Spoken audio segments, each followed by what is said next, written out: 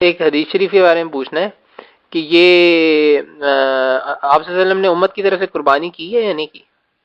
نہیں، کوئی نہیں، یہ حدیث شریف صحیح نہیں ہے بالکل بھی؟ نہیں حدیثیں تو صحیح ہیں، مگر جو تھی نا بات وہ غلط ہوگی۔ کمزور روایتوں میں یہ بات آتی ہے کہ یہ میری طرف سے ہے اور ان لوگوں کی طرف سے ہے جنہوں نے میری امت میں سے قربانی نہیں کی۔ ایک جگہ تو یہ روایت آتی ہے، یہ نہیں اتنی ثابت۔ ایک ہے کہ اللہ میری طرف سے اور میری امت کی طرف سے قبول، اس کو لوگوں نے سمجھ لیا کہ آپ نے اپنی قربانی کو کہا کہ میری طرف سے بھی اور میری امت کی طرف سے بھی قبول کر۔ یہ ہوتا اگر کہتے ہیں اللہ تقبل ھذا، اس کو قبول کر، نہیں کہا تقبل منی و من امت محمد۔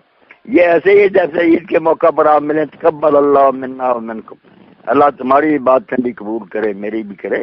وہ تو اپنی قربانی اور امت کی قربانیاں جو امت نے کی ہیں اس کے لیے دعا تھی کہ اللہ میری بھی قربانی قبول کرنا، امتیوں کی بھی جنہوں نے کیے کرنا۔ یہ نہیں کہا تھا اس قربانی کو ان کی طرف سے قبول کرنا۔ اس پر پورا رسالہ لکھا تھا ہمارے شیخ سے حافظ گونڈلی رحمۃ اللہ علیہ کہ یار کیوں گڑبڑ تم نے کر دی، کوئی امت کی طرف سے نہیں کی، صرف دعا کی ہے کہ میری قربانی بھی قبول کر اور میری امت میں سے جن لوگوں نے کیا ان کی قربانیاں قبول کر۔ صحیح ہے، صحیح۔